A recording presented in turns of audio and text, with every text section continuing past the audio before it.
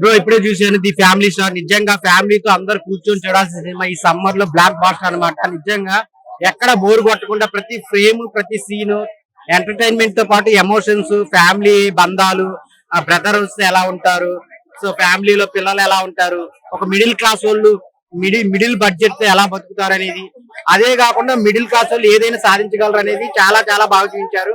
దిల్ రాజు గారు ఎంచుకున్న స్టోరీ గానీ, ఆ పరశురామ్ డైరెక్షన్ గానీ చాలా అంటే చాలా బాగుంది.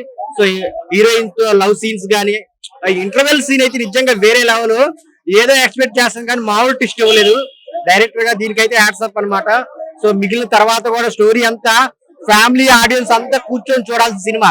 ఆయన అన్నట్టు 200 కోట్లు ఖచ్చితంగా కొట్టింది లాంగ్ రన్ లో, అందులో నో డౌట్ అన్నమాట. ఇప్పుడు సినిమా మంచి కంటెంట్ ఉంది, మంచి స్టోరీ ఉంది. సో విజయ్ దేవరకొండ కూడా పెద్ద ఫేమ్ ఉన్న హీరో కాబట్టి నో డౌట్ అన్నమాట. ఎక్కడ వల్గారిటీ ఏం లేదు. అందరు ఫ్యామిలీతో హ్యాపీగా చూడొచ్చు, మీ ఫ్యామిలీని గుర్తు చేసుకోవచ్చు అన్నమాట. అందరు చూడండి థియేటర్కి వెళ్ళి. So thank you so much.